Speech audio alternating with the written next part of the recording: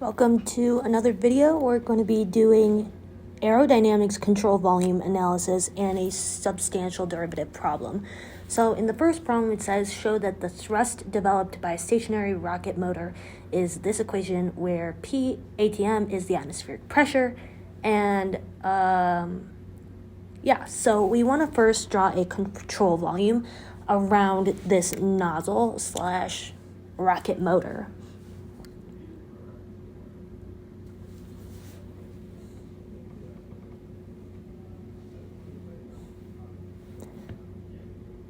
Then we want to draw the normal vectors along the control volume that we're using so that we can analyze how the velocity compares to them.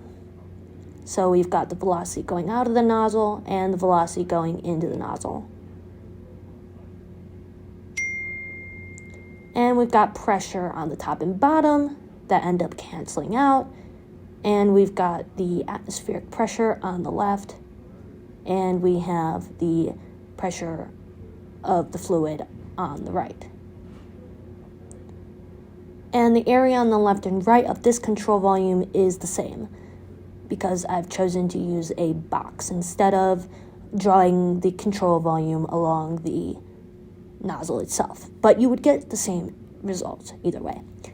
And so in order to do this, we need to assume that the pressure is constant across the control volume on the left side so that we don't need to split that up into three different components. And we're finding a force, so we need to use the conservation of momentum equation and assume that it's steady so that the ddt goes away. Assume that body forces are not present so that F vector goes away and it's inviscid so that the forces due to friction go away as well. And so that leaves us with this simplified form. And we can't just use this. We need to separate it based on the amount of open surfaces that we have. These are closed surfaces. So we're going to analyze the right side of the equation first and separate that to describe both the left and the right.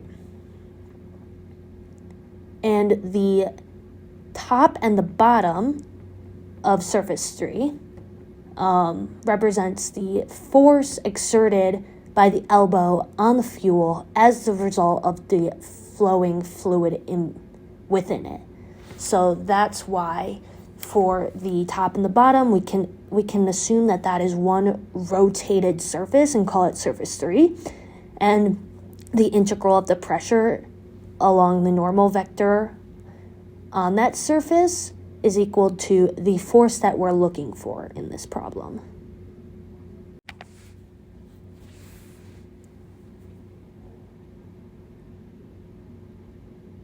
So now we can replace d vector s with n hat ds, and that 1 in the z component shouldn't be there, that should be a 0. And it's negative because on the left side the n hat vector is going to the left, and on the right side it's going to be a positive 1 because it's going to the right. And then that's just ds instead of ds hat or ds vector. So now, since pressure is constant along that surface, we take that out of the integral, and on the left it's the atmospheric pressure, and on the right it's the actual pressure coming out of the rocket engine. And we add this opposing force as well, due to the fluid flowing through the rocket. So this makes sense why it's negative, because it's going opposite to the flow. Newton's second law. And then the areas are going to be the same because I used a box control volume.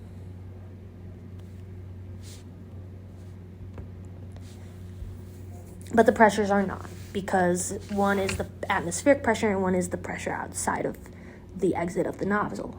And now we're going to look at the other component of this equation and look at the components of the specific surfaces that make it up. So we need to assume that V2 is much greater than V1. And so V1 goes to 0. And then for the right side of the control volume, we just leave that because there is velocity and it's very big. And then on the side, so if you revolve around the whole thing, well, more like in this case, since I'm doing a box control volume, there's just no velocity along that or perpendicular to that normal vector of the surface because there's no surface on that side. So that's also why that goes to 0. And so that leaves us with just the integral on the right side. And it's steady, so this can be taken out of the integral, and it's only in the x direction, so that's why we get rid of the vector, and we can square the magnitude of the velocity when doing that integral.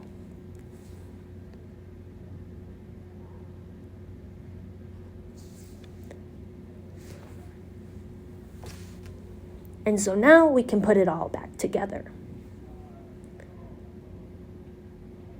So this is the left side of the equation right here, and I'm going to further simplify that to say that the surface integral of ds is the surface. And then I'm going to take the right side of the equation and put it right here. And it's negative of what we found because we found the positive in double integral. And so simplifying this, we get this. And then we want to solve for the force that we found while integrating the pressure along the third surface or along the top and the bottom. So in my previous video, I went a little bit more in depth to why we can just say that the double integral of the pressure along the revolved surface is equal to the force. But you don't have to prove that every time. You just say that it's just equal to the force and you just solve it. So that's what it is, and we got exactly what they wanted us to prove. So in this next problem, it's asking that a jet engine is undergoing ground testing and it vents its exhaust through a smoke shaft. And they want to investigate 2 points in the smoke shaft. One that's not moving and is fixed near the exit of the smoke shaft, and one that's attached to a balloon that's carried away in the air. And they want us to define what type of derivatives these probes represent and identify them with the type of derivatives. So there's 2 different forms of reference frames, Eulerian and Lagrangian. Eulerian is fixed, Lagrangian is moving. So at point A, which is fixed, that is Eulerian, and point B is moving. So that's our exhaust, and it's moving outward out of the smoke shaft, and at point A, they all have equal magnitude velocities, and it's steady, so they're all going in one direction. And then as you move further away from the smoke shaft, the magnitudes decrease, and because if you're very close to a smoke shaft, it's pushing really hard and then the velocity decreases. So a total derivative, which is called the substantial derivative, is capital D of a value, dt, equals the partial derivative of that value with respect to time, and then adding the variation with respect to space, which is that value dotted with the delta vector. So if our value that we're evaluating is velocity, like in this problem, velocity obviously varies with space, so x, y, and z coordinates, and time, because as you get further away, you have less velocity over time. And so the substantial derivative for velocity would be the partial of velocity with respect to time, and then you add the components of velocity dotted with the delta.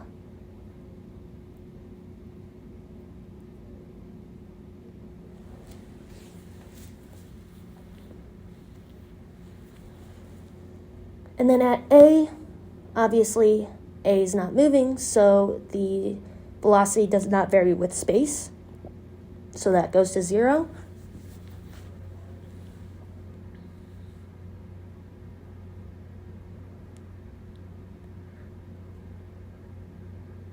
and that just means that it only changes with time. And A represents the local derivative.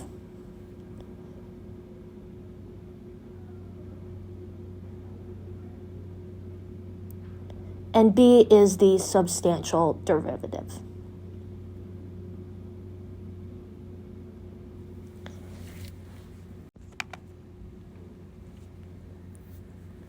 So in this problem, it says consider the steady flow through a duct with a circular cross-section. So first we're going to analyze this considering the flow is steady, incompressible, and uniform across the entrance and exit of the duct. So we're going to use the conservation of mass and say that the partial with respect to time goes to 0 because it's steady. And so now we only have the double surface integral. That should be closed.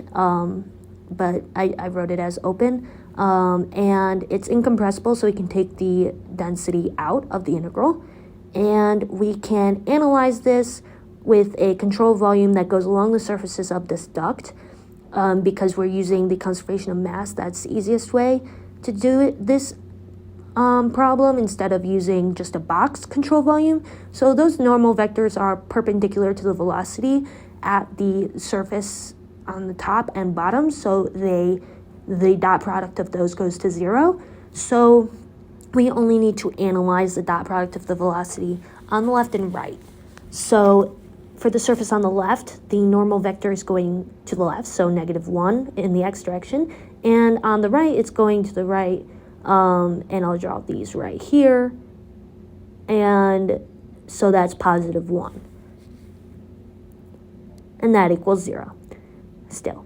And so this is incompressible, so I started writing the atmospheric pressure, but it's the same, so I'm going to keep it just as a density. And the velocity can come out because I've done the dot product with that -1 right there. And so then we've got the velocity on the outside with the dot, with just the ds. And so that double surface integral of ds is just the area that it is associated with. And since I'm doing a control volume along the duct, the areas on the left and right are different.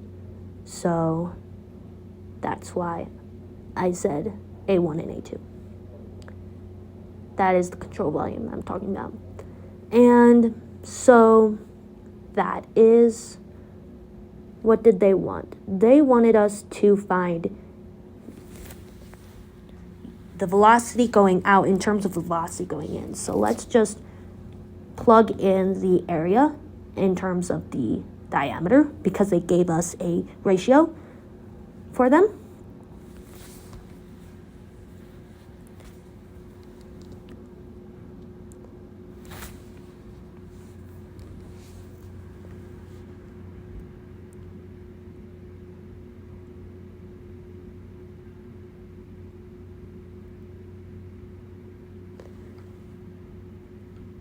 And so we have the velocity going out of the duct in terms of the velocity going in, and we can simplify this to get rid of the diameters.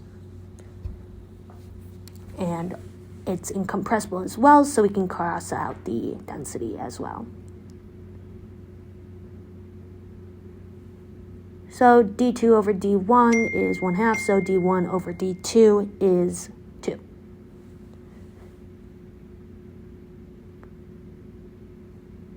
So the velocity going out is 4 times as big as the velocity going in, and this makes intuitive sense. A duct should speed up your flow if the velocity is going in the larger side and going out the smaller side. And so for part C, it's a steady, compressible, uniform flow. So the difference between part A and part C is that it's compressible. So you can't just cross out the densities and say that they cancel. So it's still steady, so that ddt term goes to 0. And so we still need to do the surfaces on the left and right, and again, like before, on the top and the bottom, the components go to 0 due to the dot product of the normal vector and the velocity being they're perpendicular to them, so it goes to 0. So we've got the surface integral of the surface on the left.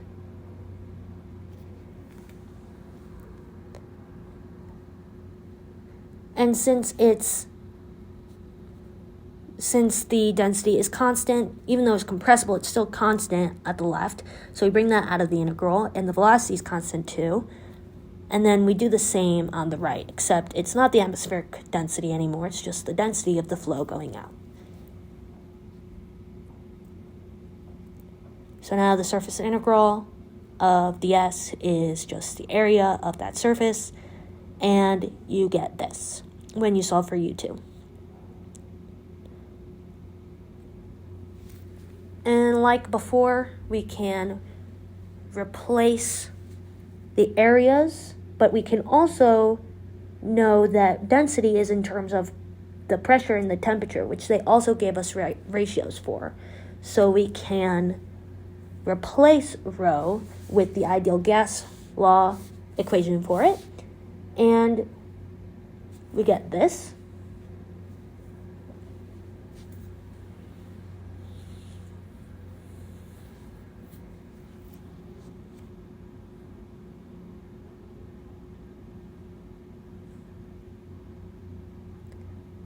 And so we know the ratio of the diameters to be 2, and the ratio of the pressure and the temperature as well.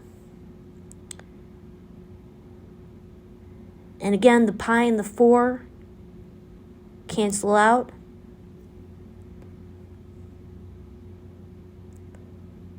And so that gives us our ratio, which when you square it, gives us 4. And so that is u2 in terms of u1. And so for this last problem, it's very similar, except because the velocity going in is all in the x component and the velocity going out is all in the y component, it's a little bit more tricky, but it's not that bad. So they gave us the volume, and in the problem itself, it just says 11, but it doesn't give units. So it should be 1 liter, and that's equal to 0.001 meters squared or cubed. And it gives us the velocity going out. And we're looking for the velocity going in, and we're going to use the continuity equation for that in the integral form. And then we're going to find the force exerted on the duct as well, using the conservation momentum integral equation. So it's steady flow, so we cross that component out, and it's incompressible, so we can bring the density out of the equation. And so we gotta look at all the different surfaces for this integral again. So for surface 1, I put negative u1 because I didn't write it out like every time I did, but it's velocity dotted with the normal vector, and the normal vector is in the negative 1 x direction. So, and the normal vector for the surface on the left, which is wrong, that should be like surface on the bottom, so surface 3 is the revolved surface. So the velocity is perpendicular to the normal components all along the revolved surface, so that goes to 0. And so that brings us to bringing the density out because density is constant, and so is velocity, and that surface integral is equal to area of surface 1. And then we've also got that component as well.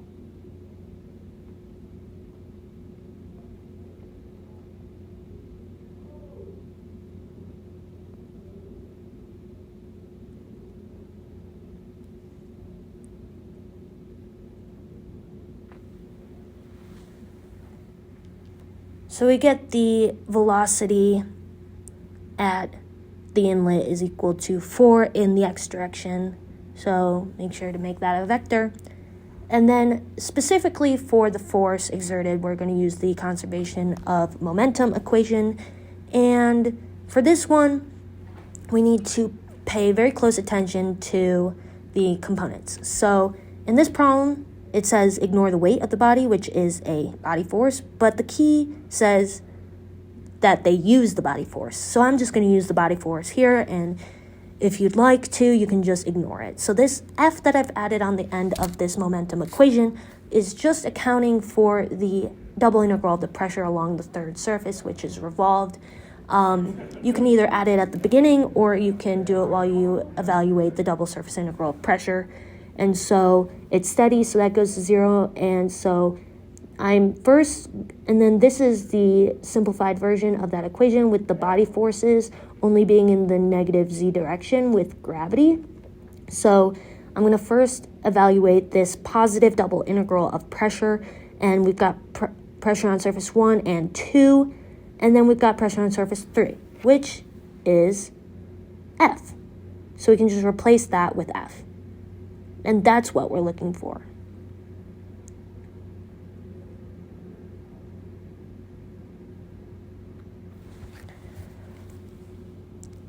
So we have pressure, which is acting in the opposite direction as the surface vector normal at surface 1, and also in the opposite direction of in the y hat direction for surface 2. Notice how the surface normals are not in the same direction. For surface 1, it's in the x direction, and for the surface 2, it's in the y direction. And so now we can do the left side of the equation. So for the left, we have that. We have to be careful here. So this is the surface on the bottom.